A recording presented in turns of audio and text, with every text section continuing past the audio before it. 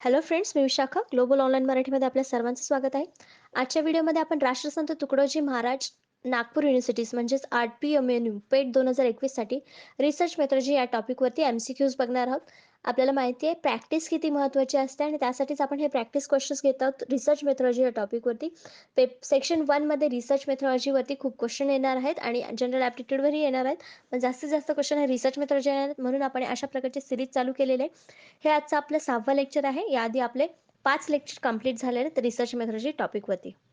Lecture सुरू करण्यापूर्वी जे स्टुडंट्स या पेटसाठी प्रिपरेशन करत आहेत, त्यांच्या प्रिपरेशनला बूस्ट करण्यासाठी, आणखीन स्ट्राँग करण्यासाठी आम्ही एक कंप्लीट कोर्स घेऊन आलो आहोत पेपर 1साठी. जसं आपल्याला माहिती आहे की त्या पेपरमध्ये आपल्याला 2 सेक्शन असणार आहेत, ज्यामध्ये सेकंड सेक्शन हा तुमचा सब्जेक्ट असणार आहे आणि फर्स्ट सेक्शनमध्ये तुम्हाला रिसर्च मेथॉडॉजी आणि जनरल ॲप्टिट्यूडवर क्वेश्चन येणार आहेत. त्यावरच आधारित आम्ही हा कंप्लीट कोर्स तुमच्यासाठी घेऊन आलो, ज्याच्यामध्ये 5 टेस्ट तुम्हाला जनरल ॲप्टिट्यूडवर देणार आहोत आणि 10 टेस्ट त्या रिसर्च मेथॉडॉलॉजीवर देणार आहोत.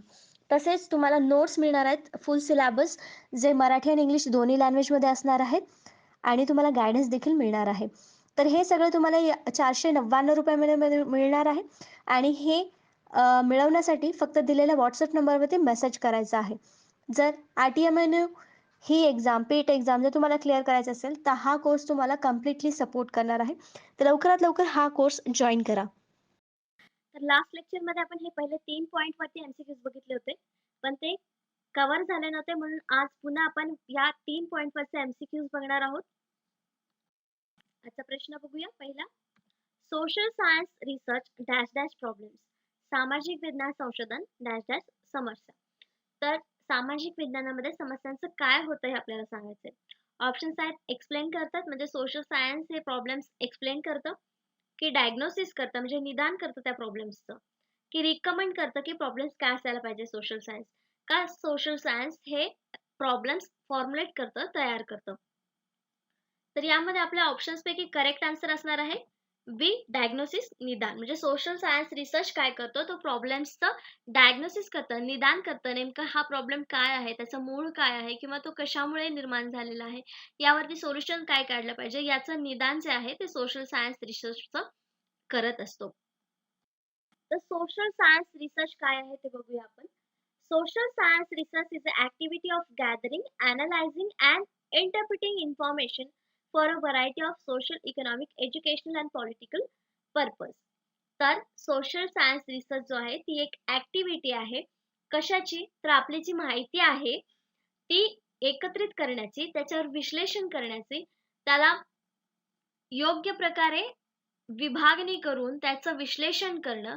कशामध्ये? तर व्हरायटी ऑफ सोशल म्हणजे सामाजिक दृष्टिकोन वेगवेगळे किंवा समाजामधले जे वेगळेपण आहेत ते त्याच्यासाठी, किंवा आर्थिक घटकांसाठी, किंवा आपले जे शैक्षणिक घटक आहेत किंवा राजकीय घटक आहेत, हेतू आहेत, त्यांच्याबद्दलचे जे इन्फॉर्मेशन आहे ते गोळा करणं, ही ऍक्टिव्हिटी आहे सोशल रिसर्च म्हणजे, असं आपण सांगू शकतो. तर थोडक्यात काय, सोशल रिसर्च म्हणजे ऍक्टिव्हिटी आहे सामाजिक, आर्थिक, शैक्षणिक आणि राजकीय हेतूंची माहिती गोळा करण्याची किंवा त्यांच्याबद्दलची माहिती गोळा करण्याची. Social science research provides authentic information to the people that are scientifically proven so that end users can rely upon it. It also helps us to finding the solution to different social problems. The social science research आपल्याला काय माहिती देतं? एक authentic information देतं. म्हणजे अधिकृत माहिती ज्याला आपण म्हणतो, ती माहिती आपल्याला सोशल सायन्स देतं. कारण ते ऑलरेडी सायंटिफिकली प्रूव्हड असतं. जे आपण एंड युजर असतो त्याला ती माहिती विश्वसनीय वाटते किंवा विश्वसनीय असते. त्यावर तो व्यक्ती अपॉन म्हणजे रिले करू शकतो, विश्वास ठेवू शकतो, त्याच्यावर तो अवलंबून राहू शकतो. It also helps us to finding the solution in the different social problems. मग हे काय आहे? आपल्याला वेगवेगळे डिफरंट जे आपले प्रॉब्लेम्स आहेत त्याच्यावरती उपाय शोधण्यासाठी देखील उपयोगी येतात हे सोशल सायन्स रिसर्चेस. तर सोशल सायन्स रिसर्च मधलं एखादं एक्झाम्पल असं आहे की आपण जो सेन्सस दरवर्षी दर 10 वर्षांनी होत असतो, जनगणना ज्याला म्हणतो आपण, तो एक सर्वे रिसर्च आहे जो सोशल सायन्स रिसर्च मध्येच येतो. मग त्याचं माहिती काय आहे की लोकांची जनगणना होते, म्हणजे लोक किती रोजगार आहेत, किती शैक्षणिक आहेत, ही सगळी जी माहिती आहे ती त्या सर्वे रिसर्च मध्ये येते. आणि मग ती माहिती आपण कुठे वापरतो? तर एखादी योजना काढण्यासाठी किंवा एखाद्या ठिकाणी प्रॉब्लेम निर्माण झाला असेल, सोशल प्रॉब्लेम ज्याला म्हणतो, सामाजिक तंटा किंवा एखादा जातीय दंगली अशा प्रकारचे जे काही प्रॉब्लेम्स होतात त्याच्यावरती उपाय शोधण्यासाठी मग या प्रकारचे सर्व्हेज जे झालेले आहेत ते आपल्याला उपयोगी ठरतात. मग हे सोशल सायन्स रिसर्च कशासाठी उपयोगी पडतात आपल्याला, की डिफरंट प्रॉब्लेम्स वरती सोल्युशन शोधण्यासाठी. Other distinguishing characteristics of social science research includes, म्हणजे अजून वेगळी वैशिष्ट्ये काय आहेत सोशल सायन्स रिसर्चची, तर collaboration with colleague to gather data and publish research.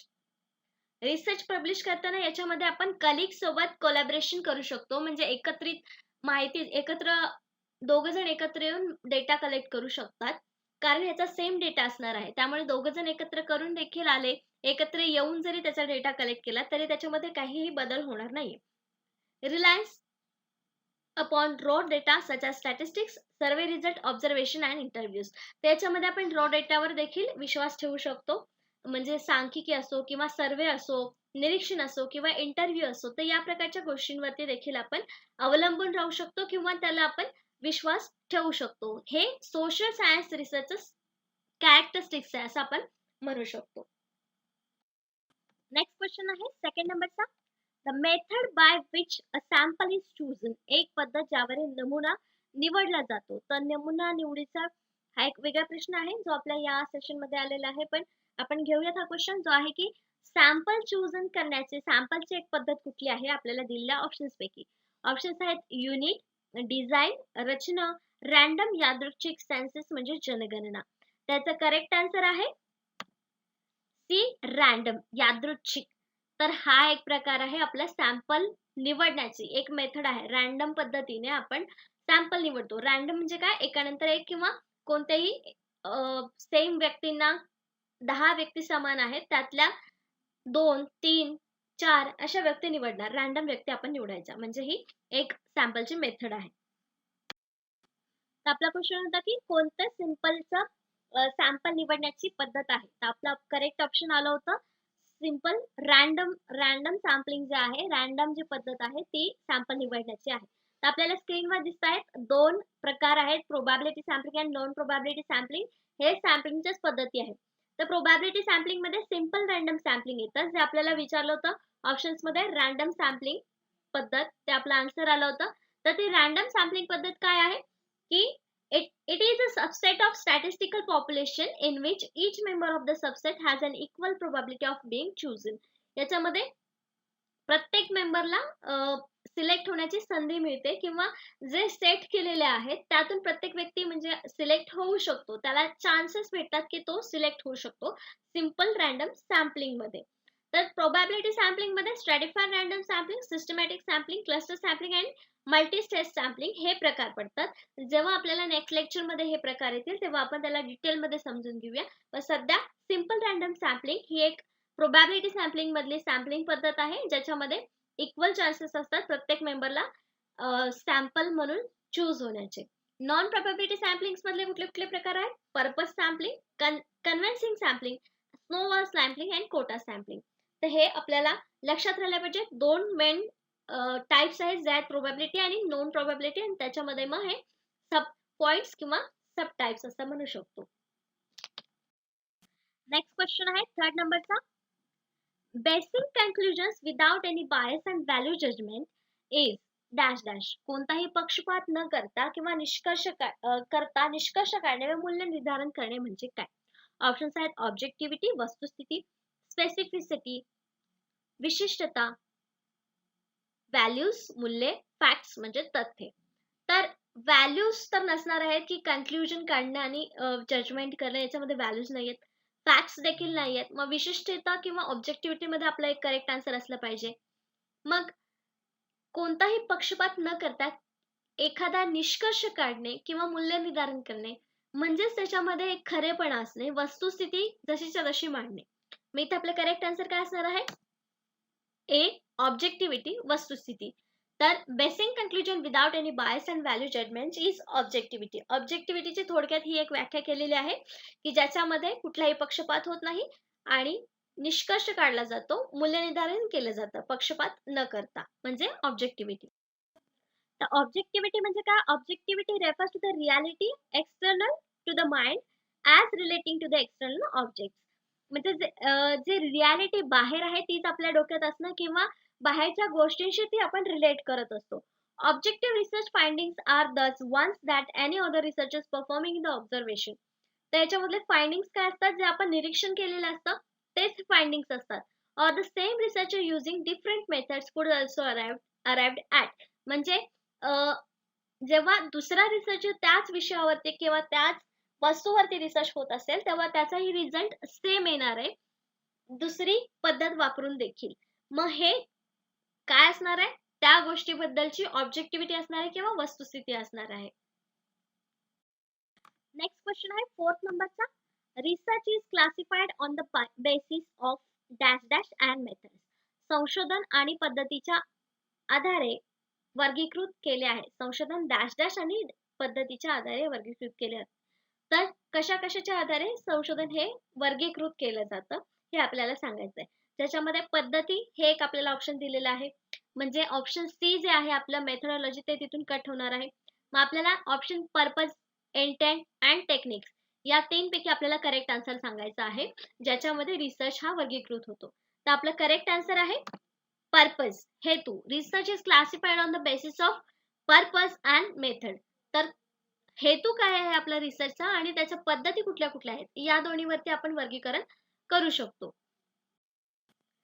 तर पर्पज आणि मेथड्स याद्वारे आपण संशोधनाचं वर्गीकरण करू शकतो, संशोधनाच्या प्रकारांचं वर्गीकरण करू शकतो. Classification of research by purpose research and development research brings new information to the light. Classification जेव्हा करतो आपण रिसर्चचं, जेव्हा पर्पज रिसर्च अँड डेव्हलपमेंटल रिसर्चचं, तेव्हा आपल्याला नवीन इन्फॉर्मेशन आपल्या समोर येत असते, ज्याच्यामध्ये नवीन प्रोडक्ट बद्दल मूल्यांकन होत असतं किंवा त्याच्याबद्दलचं इंटरॅक्शन आपल्याला त्याच्यामध्ये होत असतं. हे या प्रकारचा रिसर्च जो आहे तो एक फॉर्मेटिव्ह असतो. फॉर्मेटिव्ह म्हणजे काय? तर collecting evaluate information about the product. म्हणजे मूल्यांकन करणारी माहिती याच्यामध्ये आपल्याला मिळते. It is being developed with the aim of using such information. याच्यामध्ये काहीतरी एम असतं, म्हणजे हेतू असतो की याच्यामध्ये ही माहिती आपल्याला मिळेल, ते मिळवणं किंवा मॉडिफाय करणं, इम्प्रूव्ह करणं, डेव्हलपमेंट प्रोसेस करणं म्हणजे विकास घडवून आणणं. या प्रकारची गोष्ट म्हणजे काय? तर फॉर्मेटिव्ह म्हणजे मूल्यांकन करणं, डेव्हलपमेंट किंवा माहिती मिळवण्यामध्ये काहीतरी एम असणं, त्याला मॉडिफाय, इम्प्रूव्ह करून त्याच्यामध्ये विकास घडवून आणणं, ह्याला फॉर्मेटिव्ह म्हणतात. मग हे जे रिसर्च क्लासिफिकेशन करतो आपण, तर ते रिसर्च कसे असतात? आपले फॉर्मेटिव्ह असतात. नेक्स्ट क्वेश्चन आहे 5th नंबरचा. Facts or informations are analyzed and critical evaluation is made in. तथ्य किंवा माहितीचे विश्लेषण केले जाते आणि त्यामध्ये महत्त्वपूर्ण मूल्यांकन केले जाते. कशामध्ये? आपल्याला ऑप्शन्स दिलेले आहेत त्यापैकी सांगायचं आहे.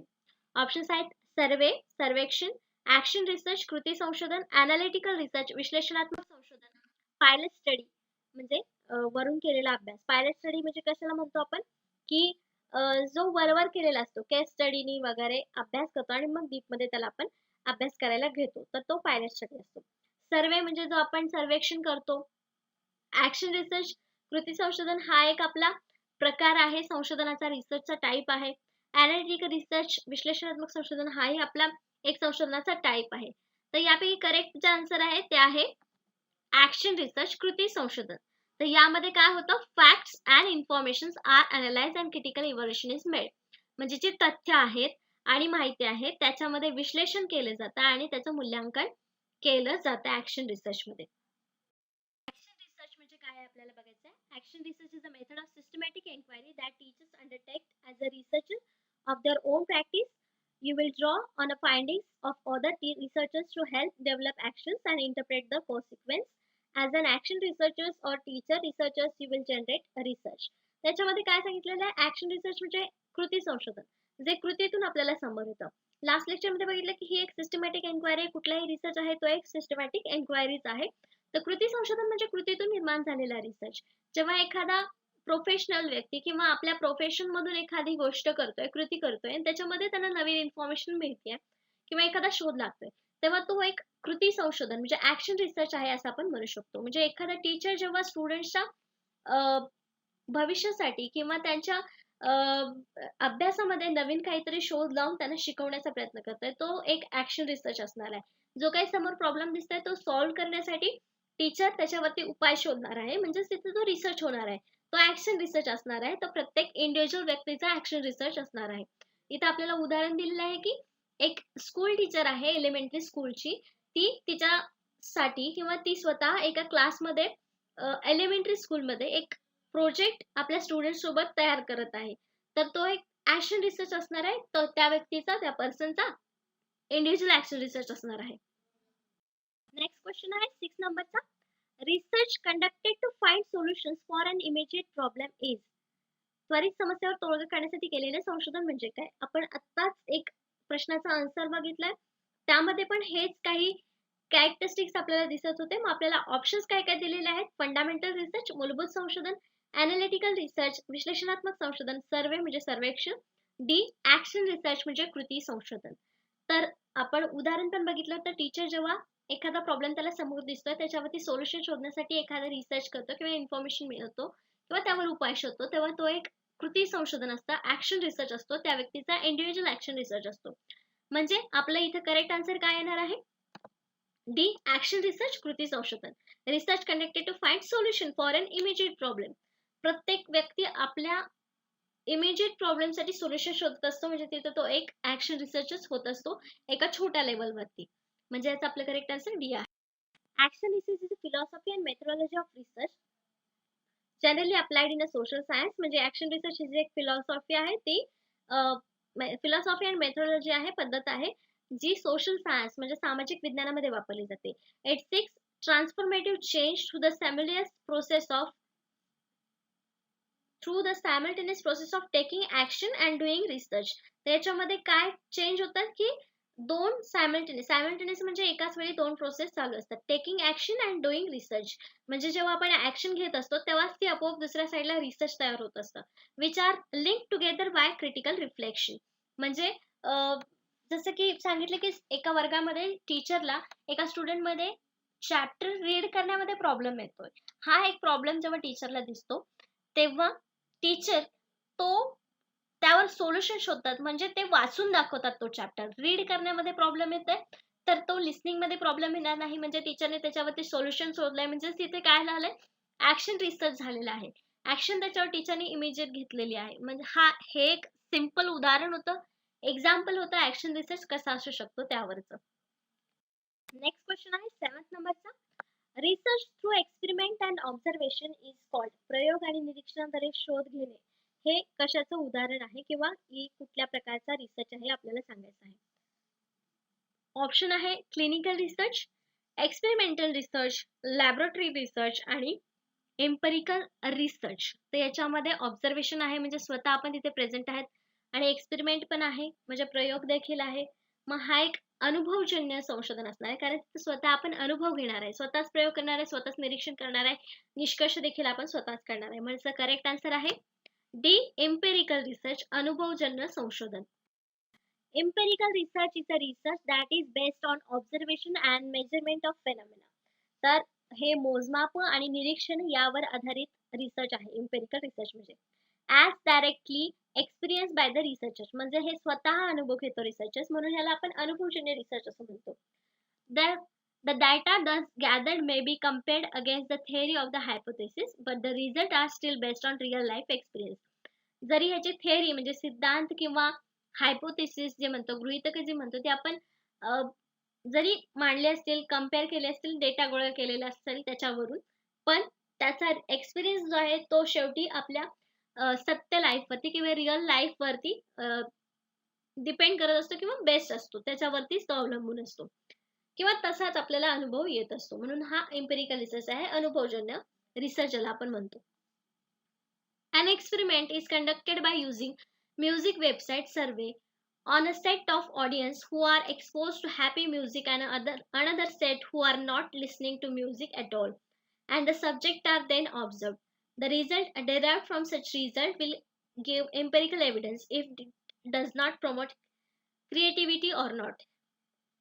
तिथे एक्झाम्पल दिलेलं आहे त्यांनी की एक्सपेरिमेंट केलं आहे की वेबसाईटवरती एक सर्वे केलाय ज्याच्यामध्ये गाणे दोन प्रकारचे लावलेले आहेत. हॅपी म्युझिक आहेत कोण कोण या व्यक्तीला गाणे ऐकतंय, कोणते कोणते सब्जेक्ट्स आहेत जे हे ऑब्झर्व्ह करतंय गाणे, त्याच्यामधले जे रिझल्ट आहेत, कुठले ऐकतायत, कुठले नाही ऐकत आहे, त्याच्यावरचा जो काही रिझल्ट येणार आहे, तो आपला अनुभवजन्य एव्हिडन्स असणार आहे किंवा अनुभवजन्य रिसर्च असणार आहे. म्हणजेच काय, थोडक्यात ते स्वतः आपण बघणार आहेत, की त्याचा रिझल्ट काय येणार आहे. कुठले लोकं त्या गाण्याला लाईक करत आहेत, कुठल्या लोकांना तो गाणं आवडत नाहीये, फेमस होत नाहीये कारण लोकांना गाणं आवडत नाहीये. हा जो काही रिझल्ट येणार आहे, तो स्वतः आपण अनुभव घेणार आहे. आपण स्वतः सर्व्हे करणार आहे. आपण स्वतः त्याच्यावरती बघणार आहोत. म्हणून हा एम्पिरिकल रिसर्च म्हणजे अनुभवजन्य रिसर्च आहे, संशोधन आहे असं आपण म्हणू शकतो. नेक्स्ट क्वेश्चन आहे 8th नंबरचा. What is the aim of research in education? शिक्षणातील संशोधनाचे उद्दिष्ट काय आहे? ऑप्शन्स आहेत help in personal growth in individuals, एखाद्या व्यक्तीला वैयक्तिक वाढीस मदत करणं. Help the candidate to become an eminent educationalist, उमेदवारास प्रख्यात शिक्षण तज्ञ होण्यास मदत करणे. Increase job opportunities of individuals, व्यक्तीच्या नोकरीच्या संधीमध्ये वाढ करणे. Increase social status of individuals, व्यक्तीच्या सामाजिक स्थितीत वाढ करणे किंवा वाढ होणे. तर मेन उद्दिष्ट याचं काय असायला पाहिजे? एखाद्या व्यक्तीचा व्यक्तिमत्व विकास वाढणे म्हणजे रिसर्चचं एम असावं का? नाही. फक्त व्यक्तिमत्वाचा विकास करणं हे त्याचं उद्दिष्ट असू शकत नाही. मग नोकरीसाठी रिसर्च करणं हे एम असू शकतं का? नाही. हां, सध्याच्या युगामध्ये त्याचं एम हे असू शकतं. पण मेन जे एम आहे रिसर्चचं ते आहे की त्या उमेदवाराला एक चांगला शिक्षण तज्ञ होण्यास मदत केली पाहिजे. म्हणजे त्याच्यामध्ये जास्तीत जास्त नॉलेज त्याला मिळालं पाहिजे. म्हणजे याचं करेक्ट आन्सर काय आहे आपलं?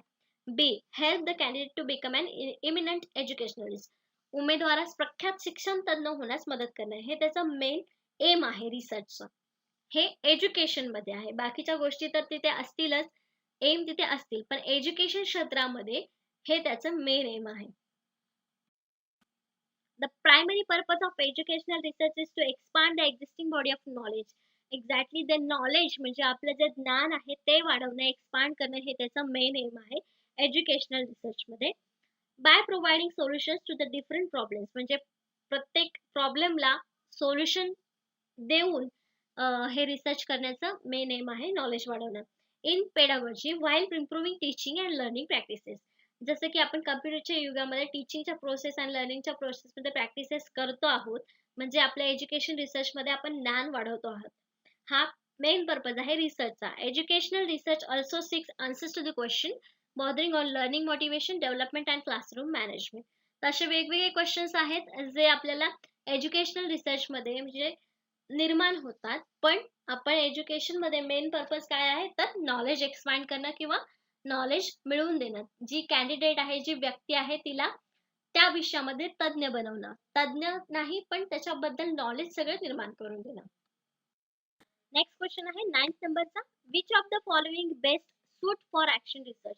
तर ॲक्शन रिसर्चचे पहिलेच 2 क्वेश्चन आपण बघितलेले आहे. यामध्ये करेक्ट आन्सर आपल्याला आता लगेच मिळालं पाहिजे. ॲक्शन रिसर्चसाठी खालीलपैकी कोणता सर्वोत्तम खटला आहे किंवा बेस्ट आहे या सर्वांमध्ये ऑप्शन्सपैकी? ऑप्शन्स दिलेले आहे. It is an applied research, हे एक लागू संशोधन आहे. It is a quantity research, हे एक सांख्यिक संशोधन आहे. It is a survey research, हे सर्वेक्षण संशोधन आहे. It is a population research, हे लोकसंख्येचे संशोधन आहे. तर याच्यातला करेक्ट आन्सर जे असणार आहे ते असणार आहे A. It is an applied research, हे एक लागू संशोधन आहे. तर हे याचा आन्सर का आलं? ऍक्शन रिसर्च म्हणजे काय आपण बघितलं, जेव्हा व्यक्ती एखादी इमिजिएट प्रॉब्लेमसाठी ऑप्शन शोधते, सोल्युशन शोधते, तेव्हा ते ऍक्शन रिसर्च इथे होतो. म्हणजेच ते लगेच अप्लाइड करण्यासारखं रिसर्च असतं. म्हणून हे एक अप्लाइड रिसर्च आहे असं आपण म्हणू शकतो. Applied research refer to the scientific study and research that seeks to solve practical problems. तर अप्लाइड रिसर्च म्हणजे काय, ते प्रॅक्टिकल प्रॉब्लेम सॉल्व्ह करण्यासाठी मदत करतात किंवा ते निर्माण होतात. This type of research can be use in variety of ways. वेगवेगळ्या व्हरायटीज असतात, वेज असतात, त्यामध्ये हे यूज होऊ शकतं. For example, it is use to find solutions to everyday problems. म्हणजे हे जे आपल्या डेली लाईफमध्ये जे प्रॉब्लेम्स असतात त्याच्यावरती सोल्युशन शोधण्यासाठी देखील हे अप्लाइड रिसर्च असू शकतात. Cure illness and develop innovative technologies, जसं की उदाहरण त्यांनी दिलेलं आहे की क्युअर इलनेस म्हणजे आपला आजारीपणाचा एखादा आजार असेल किंवा बरं वाटत नसेल तेव्हा आपण त्याच्यावर काहीतरी उपचार शोधतो, ते अप्लाइड रिसर्च होतं. जेव्हा आपण बघतो की ताप आलेला आहे, अरे मी ही गोळी घेऊन बघतो, मला बरं वाटेल, मग हा आपला अप्लाइड रिसर्च होतो. त्या गोळीने आपल्याला बरं वाटलं म्हणजे आपला निष्कर्ष चांगला निघाला, ही गोळी माझ्यासाठी चांगली आहे. ताप जाण्यासाठी. तो आपला अप्लाइड रिसर्च असतात. हे छोटे-छोटे उदाहरणं आहेत जे आपल्याला रिसर्चचे प्रकार समजण्यासाठी उपयोगी येतील. अप्लाइड रिसर्च आहे. अप्लाइड रिसर्चमध्ये कुठला प्रकार येणार आहे मग? कुठला रिसर्च येणार आहे? तर action research. Action research is a applied research. Next question आहे 10th नंबरचा. The following are the features of good research student except. म्हणजे याशिवाय चांगल्या संशोधन विद्यार्थ्यांची वैशिष्ट्ये खालीलपैकी आहेत. चांगले संशोधन जे आहे त्याची वेगवेगळी वैशिष्ट्ये आहेत स्टुडंटसाठी. फक्त एक गोष्ट सोडली तर किंवा एक ऑप्शन सोडलं तर. आपल्याला ऑप्शन दिले शुड बी रिप्लिकेबल म्हणजे प्रतिकृती योग्य असावे. Should be systematic and objective पद्धतशीर आणि उद्दिष्ट असावं त्या रिसर्चचं. Should be ethical and unbias नैतिक आणि निपक्षपाती असावे. D should be unethical and biased म्हणजे अनैतिक आणि पक्षपाती असावे. तर पहिला ऑप्शन प्रतिकृती योग्य असावं म्हणजे त्याचं रिप्लिकेबल असावं, लोकांनी त्याचं अनुकरण करावं. हे चांगली गोष्ट आहे. एका चांगल्या रिसर्चची गोष्ट आहे. पद्धतशीर असावं, त्याचं उद्दिष्ट असो, कुठलीही गोष्ट करतोय तरी पद्धतशीर आणि उद्दिष्ट असणं ही गोष्ट चांगलीच आहे. नैतिक आणि निपक्षपाती हे तर कॅरेक्टरिस्टिक्सच आहे रिसर्चचं. मग चौथं जे ऑप्शन दिलेलं आहे ते आपल्याला सीच्या अपोजिट दिलेलं आहे, की ते अनैतिक असावं आणि पक्षपाती असावं. मग असं जर असेल तर ते गुड रिसर्चचं फीचर असेल का? नाही. मग आपलं करेक्ट आन्सर इथे काय असणार आहे? बी. जेव्हा पण आपण क्वेश्चन वाचतो तेव्हा ते नीट वाचायचं, की एक्सेप्ट दिलेलं आहे, की कोणतं फीचर दिलेलं आहे हे आपल्याला सांगायचं आहे. मग एक्सेप्ट दिल्यावर आपलं करेक्ट आन्सर डी आलेलं आहे. Should be unethical and biased. अजून काय काय कॅरेक्टरिस्टिक्स आहेत गुड रिसर्चचे? तर research should B focus on priority problems. तर रिसर्चनी मेन प्रॉब्लेम्सवर फोकस केलेला असावा म्हणजे त्याच्या इश्यूवरती फोकस केलेला असावा. तेव्हाच त्याचा निष्कर्ष व्यवस्थित निघू शकतो किंवा सोल्युशन्स आपल्याला चांगले मिळू शकतात. The research should be systematic पद्धतशीर असावा. लॉजिकल असावा म्हणजे तार्किक असावा. Research should be reductive. Research should be replicable. Research should be generative. Research should be an action oriented. हे सगळे जे कॅरेक्टरिस्टिक्स आहेत ते आपल्या गुड रिसर्च आहेत. गुड रिसर्च जर हे सगळे कॅरेक्टरिस्टिक्स एका रिसर्च मध्ये असतील तर तो एक गुड रिसर्च आहे असं आपण मानू शकतो. तर आजचे आपले 10 प्रश्न आणि 10 कन्सेप्ट इथे संपलेले आहेत. आपल्या आजच्या सेशन मध्ये आपण ऍक्शन रिसर्च काय आहेत त्याचे वेगवेगळे पैलू बघितलेले आहेत. नेक्स्ट लेक्चर मध्ये आपण 10 नेक्स्ट क्वेश्चन्स बघणार आहोत, 10 नेक्स्ट कन्सेप्ट बघणार आहोत नेक्स्ट टॉपिक वरती. आजच्या व्हिडिओसाठी आजच्या सेशनसाठी थँक्यू.